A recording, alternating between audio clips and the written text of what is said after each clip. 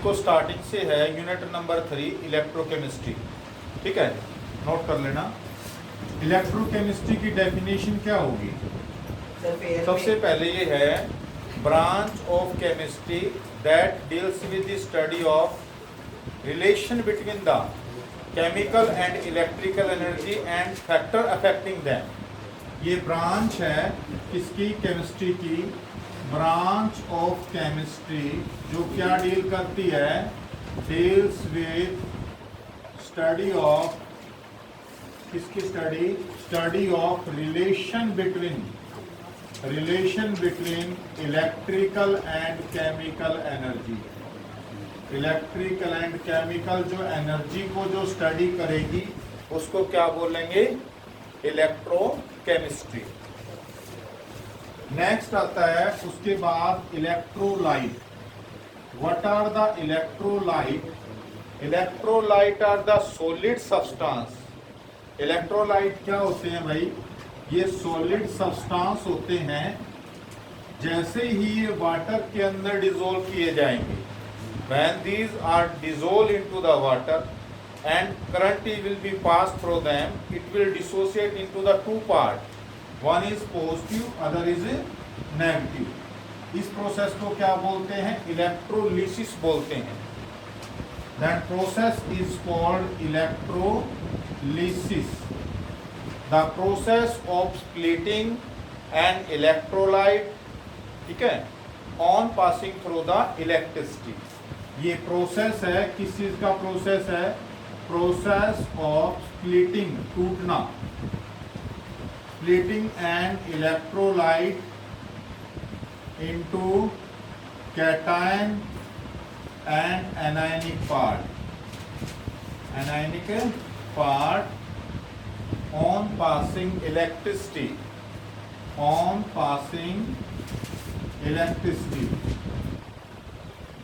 अगर हम कोई भी इलेक्ट्रोलाइट लें, जैसे सपोज करें हमने ये ले लिया, एक यहाँ पे कैथोड ले ली, एक यहाँ पे एनोड, ये बैटरी से कनेक्ट कर ली।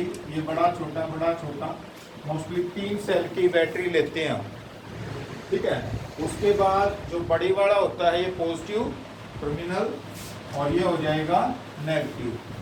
और इसका बताया था ना मैंने, कैथोड और एनोड को कैसे डिफाइन करते हैं।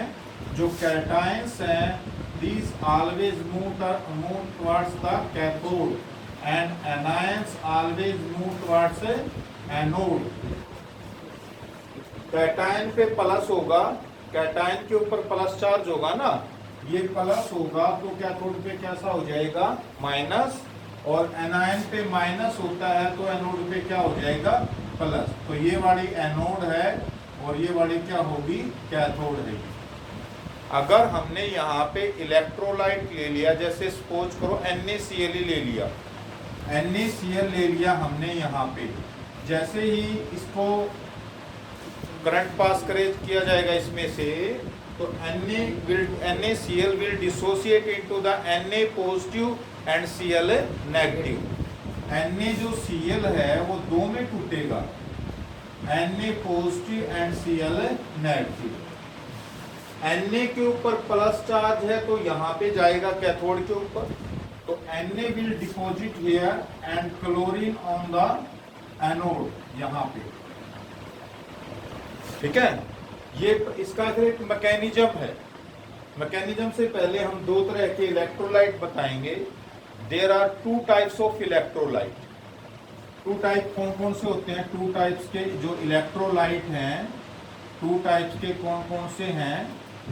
सबसे पहला है strong electrolyte. What are strong electrolyte?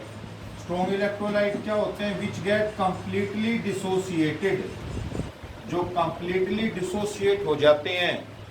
अगर हमने 10 जैसे which gets completely dissociated are called, क्या बोलेंगे उनको? Are called strong electrolyte. जैसे इसका एग्जांपल HCl ले लें हम, बहुत सारे एग्जांपल हैं, सिंपल सा लेते हैं इसका एग्जांपल। जैसे 10 अगर हमने HCl मॉलिक्यूल ले लिए, it will dissociate into the 10H positive and 10Cl negative because HCl is a strong electrolyte. Second होता है वीक इलेक्ट्रोलाइट. वीक इलेक्ट्रोलाइट क्या होंगे? Weak electrolyte which get not completely dissociated.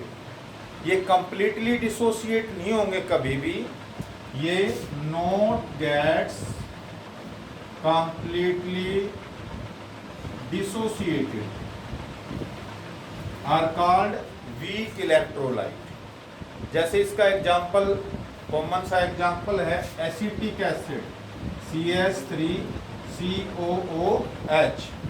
अगर हमने ये कॉमन सा एसिटिक एसिड, वीक एसिड होता है ना ये, अगर सपोज करो हमने 10 ले लिए, वैसे तो एक्सपेरिमेंटली पता चलेगा, लेकिन हम सपोज कर सकते हैं जैसे हमने मान लिया ये 6 में टूट गया, 6 तो एसीटेट बन जाएंगे और 6 ही क्या बन जाएंगे?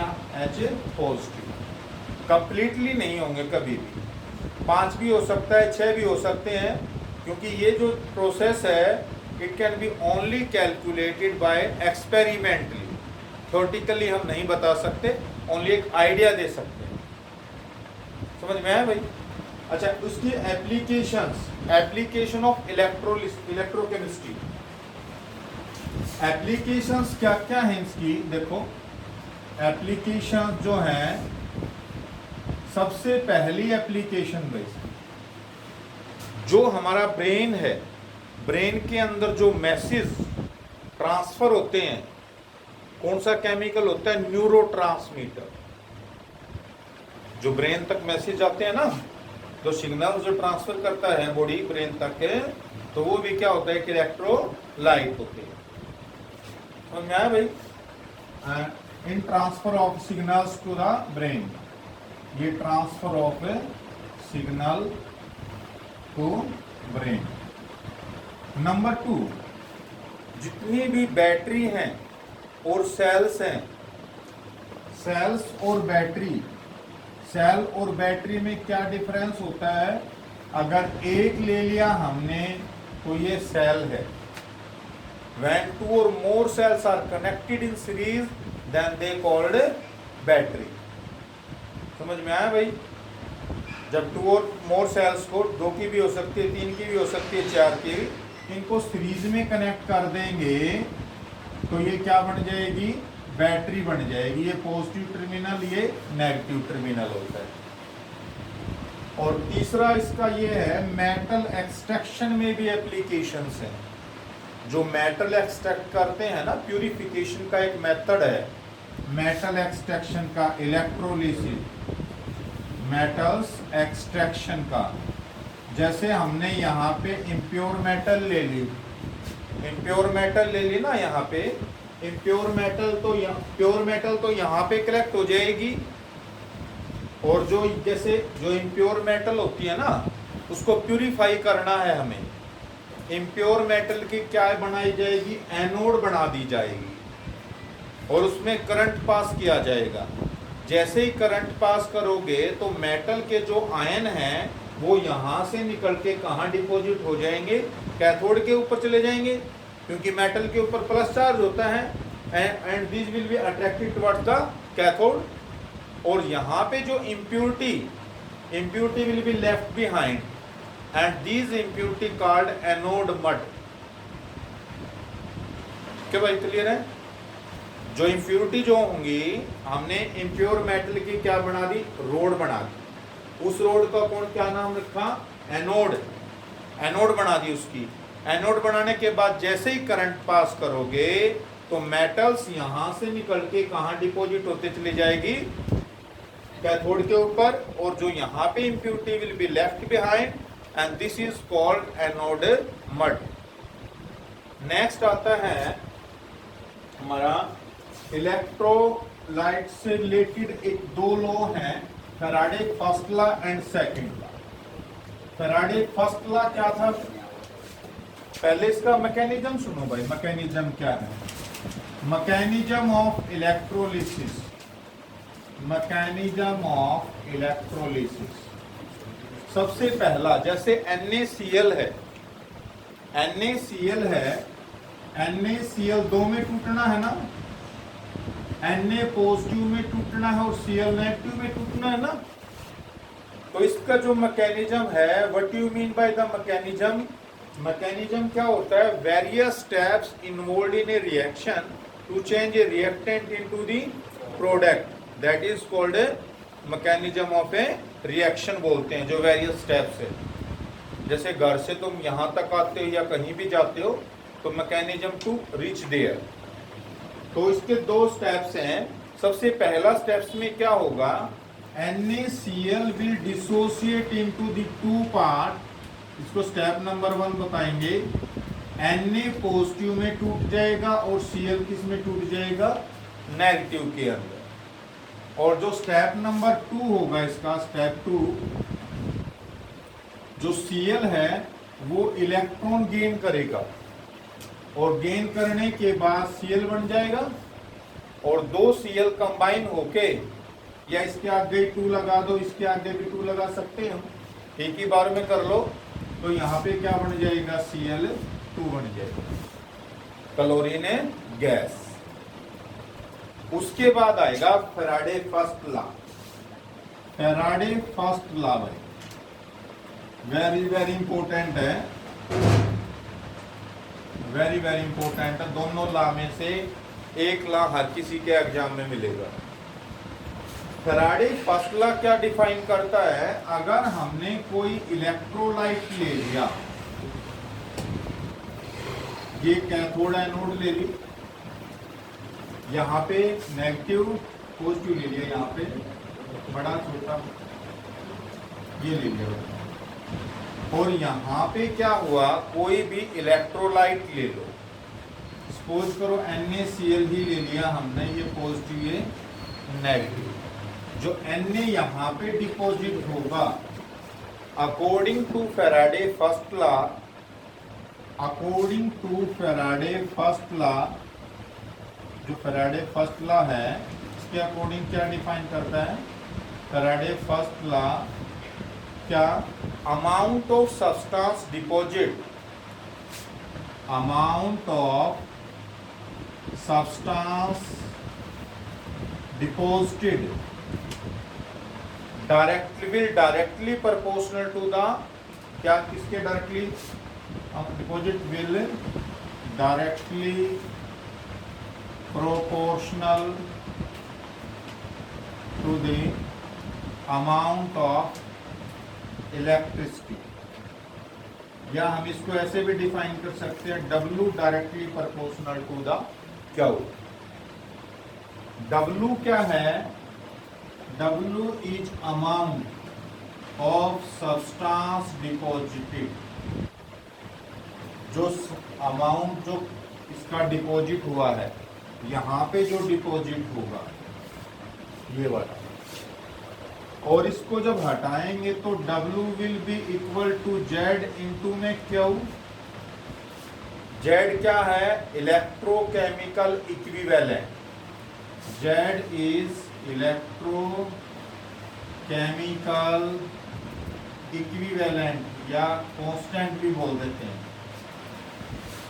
And then Q will be equal to I into T, Q will be equal to I into T। I क्या है, current in ampere, and T will be time in a second, जिसमें भी आता है ये। I जो है current है इसके अंदर, एम्पियर के अंदर, और T क्या होता है, टाइम इन ए सेकेंड के अंदर। इसकी वैल्यू यहाँ पुट अप कर दो, इसको इक्वेशन भी लिख सकते हैं, जानिए भाई भी नहीं। W will be equal to I into T, W क्या हो जाएगा, will be equal to Z into I into में T हो जाएगा। अगर I बराबर है 1 ampere, if I will be equal to 1 ampere, T will be equal to 1 second, then क्या हो जाएगा, then W will be equal to Z। अब इसकी definition in term of W बतानी है।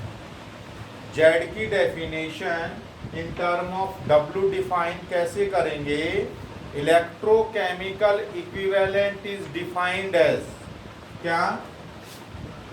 Electrochemical equivalent is defined as क्या? W क्या बताया था मैंने? Amount of substance deposited, defined as amount of substance deposited. कब? when 1 ampere current, when 1 ampere current flow for 1 second, इसको क्या बोलेंगे? Electrochemical equivalent. बिल्कुल इजी है, डिफाइन करना आएगा, ये 1 मार्क्स में भी आ सकता है। Define electrochemical equivalent. नेक्स्ट आता है फैराडे सेकंड लॉ।